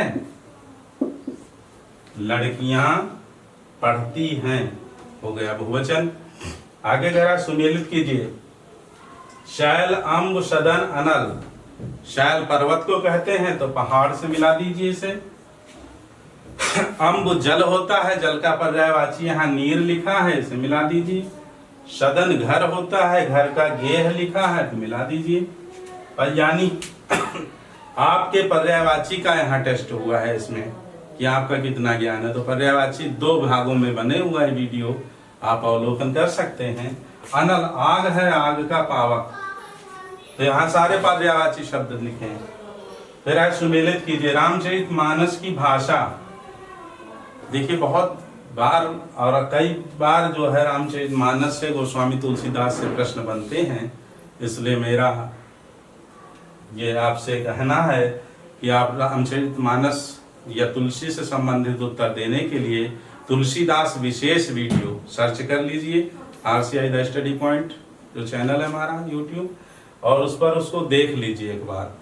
देखिए, रामचरितमानस की भाषा अवधी, विनय पत्रिका की भाषा पूछ लिया जाए ब्रज भाषा। ठीक है। शेष प्रश्न और देखिए अगला प्रश्न है, सुमेलित कीजिए। और ये कुछ मुहावरे हैं। टांग अड़ाना, अब टांग अड़ाना सीधे अर्थ निकालोगे टांग अड़ाना तो क्या निकलेगा? तो मैं थोड़ा सा इस पर प्रकाश डालूं कि अभिधा शब्द शक्ति से मुहावरे का अर्थ नहीं निकालते हैं। उसके लिए लक्षणा या व्यंजना, लक्षणा या फिर व्यंजना शब्द शक्ति का प्रयोग करते हैं। लक्षणा और व्यंजना शब्द शक्ति का प्रयोग करके हम जो मुहावरा होता है उसके अर्थ के निकट पहुंच जाएंगे। टांग अड़ाना, आप यहाँ देखिए 4 ऑप्शन भी दिए हैं। क्रोध बढ़ाना, अड़चन डालना, चुगली करना, वश न चलना। तो क्या सही होगा? अड़चन डालना, बिल्कुल ठीक। टांग अड़ाना किसी को यानी बाधा पहुंचाना, अड़चन डालना। आग में घी डालना, आग में घी डालना यानी अब सीधे अर्थ निकालोगे अभिधा से तो क्या होगा? आग जल रही उसमें घी डाल दिया, हो गया। लेकिन इसका अर्थ है क्रोध को बढ़ाना। जैसे आग में घी डालेंगे तो आग और बढ़ेगी, ऐसे ही क्रोध बढ़ाना, ऐसी बातें करना जिससे क्रोध बढ़े व्यक्ति का। तो कहते हैं आग में घी डालने का काम कर रहे हैं आप। दाल न गलना, अभिधा से निकालेंगे तो क्या है? कुकर में दाल नहीं गल रही, दाल खराब है, सीटी नहीं बन रही। लेकिन यहाँ लक्षणा से व्यंजना से निकालेंगे क्या? दाल न गलना यानी वश न चलना। ठीक है। कान भरना, चुगली करना। अब नहीं तो कान में तेल डाल दिया, भर दिया, जो नहीं। राम रोटी नहीं खाता है, कर्मवाच्य का रूप लिखिए तो क्या होगा? राम से रोटी नहीं खाई जाती।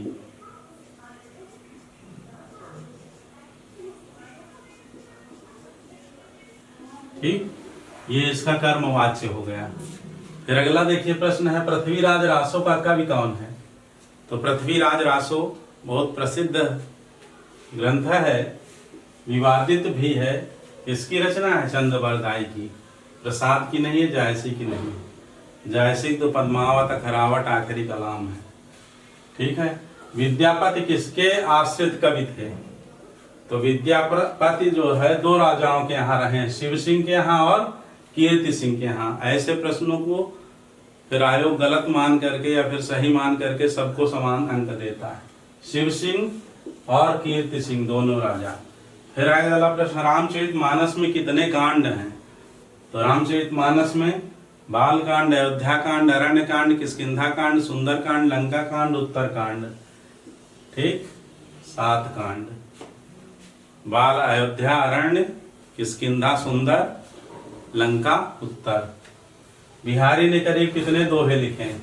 अब इसमें मतभेद है, इसलिए लगभग दोहे लिख दिए गए हैं। 2000, 5000, 8500 या 700। कुछ लोग 713 मानते हैं, कुछ 719, कुछ 723 दोहे मानते हैं। लेकिन अब यहाँ वो विवाद खत्म हो चुका है। ना 2000, ना 5000, ना 8500। सीधे उत्तर क्या होगा आपका? 700 हो गया। भारतेंद्र युग के साहित्यकार नहीं हैं तो बालकृष्ण भट्ट, प्रताप नारायण मिश्र, ठाकुर जगमोहन सिंह हैं, प्रेमचंद नहीं है। बस इतना आंसर हो गया, प्रेमचंद। फिर है कामायनी के प्रमुख पात्र हैं। तो कामायनी में आपने पढ़ा होगा, मैंने कहा इंटर तक की पुस्तकें पढ़ लीजिए, एक बार देख लीजिए, भी समय भी है। कोरोना काल में भी पेपर तो थोड़ा विलंब से होगा, सितंबर या अक्टूबर तक। यदि वैक्सीन ठीक से लग जाती है, लोगों को लाभ मिल जाता है तो कामायनी के प्रमुख पात्र कौन हैं? रामकृष्ण, रतन सेन या मनु? श्रद्धा और मनु कामायनी के मुख्य पात्र हैं, नायक और नायिका हैं। तो आंसर क्या होगा? मनु। इनमें सुमित्र नंदन पंत की रचना नहीं है। ग्रंथि, वीणा, परिमल, पल्लव कौन सी नहीं है? ग्रंथि, वीणा, परिमल, पल्लव। परिमल नहीं है। परिमल किसकी है? निराला की। परिमल निराला की है। अनामिका, परिमल, गीतिका, तुलसीदास, कुकुरमुत्ता, अणिमा, बेला, नए पत्ते, अर्चना, अनामिका और सांध्य गीत गुंज और सांध्य काकली, ये सभी रचनाएं निराला की हैं। तो ग्रंथ, वीणा, पल्लव पंत की रचनाएं। धूमिल की रचनाएं हैं संसद से सड़क तक, वह कल सुनना मुझे। बी है महाप्रस्थान या प्रवाद पर्व। तो महाप्रस्थान व प्रवाद पर्व नरेश मेहता का है। चांद का मुंह टेढ़ा एक साहित्यिक डायरी मुक्तिबोध का है। तो उत्तर क्या होगा? धूमिल की रचना संसद से सड़क तक व कल सुनना मुझे सुदामा पांडे, ये धूमिल की रचनाएं हैं। ठीक है। चांद का मुंह टेढ़ा एक साहित्यिक डायरी, ये मुक्तिबोध की रचनाएं हैं। श्रद्धा नामक पात्र किस महाकाव्य में? देखिए एक ही कामायनी से ही 2 प्रश्न बने, तो श्रद्धा नामक पात्र किस महाकाव्य से है? कामायनी से। ठीक है। साकेत, तीरप्रवास, गोदान, गोदान की होरी है, दुनिया है। ठीक है। वरदान उपन्यास के लेखक कौन है? तो वरदान देवस्थान, प्रेमा, सेवा सदन, प्रेमाश्रम, रंगभूमि, कायाकल्प, कर्मभूमि, प्रतिज्ञा, गबन, गोदान, मंगलसूत्र, निर्मला, ये सभी उपन्यास इसके हैं प्रेमचंद के, मुंशी प्रेमचंद के। फिर प्रश्न है पर्दा कहानी के लेखक कौन है? तो पर्दा कहानी के लेखक कौन है? यशपाल। इसके अतिरिक्त इन्होंने नीरस कहानी, रसिक, मकरील आदि जो है, इन आदमी का बच्चा, भूख के दिन, पर्दा, मकरील, नीरस, रसिक, ये सारी कहानियां जो है यशपाल की हैं। इसकी हैं यशपाल की। और अंतिम प्रश्न है 125वां, आषाढ़ का एक दिन के रचनाकार कौन है? तो आषाढ़ का एक दिन मोहन राकेश का नाटक है। इसका है मोहन राकेश। तो इस तरह से यह पूरा सेट पीजीटी 2016 का, जिसका पेपर 1 फरवरी 2019 को हुआ था, पूरा हुआ। हम आशा करते हैं कि आपको इससे लाभ मिलेगा, आप में एक समझ विकसित होगी कि किस तरह से प्रश्न को हल करना है, कितना डीप कहाँ से प्रश्न बन सकते हैं, और तैयारी के लिए क्या क्या आपको अभी करना है। 6 से इंटर तक की पुस्तकों का उसका नोट्स बनाना है, या फिर ऐसे पुस्तकों से तैयारी करनी है जो हमने पुस्तकें बताई हैं, और साथ में आप हमारे साथ तैयारी करते चलें। वीडियो जो समय समय पर आते जाएं, 1 घंटे, आधा घंटे, कोई पौन घंटे का, तो वह समय निकाल करके अवलोकन करते चलें, तो आपकी सफलता सुनिश्चित होगी, ऐसी हम आशा करते हैं। पढ़ते रहिए, व्यस्त रहिए, मस्त रहिए।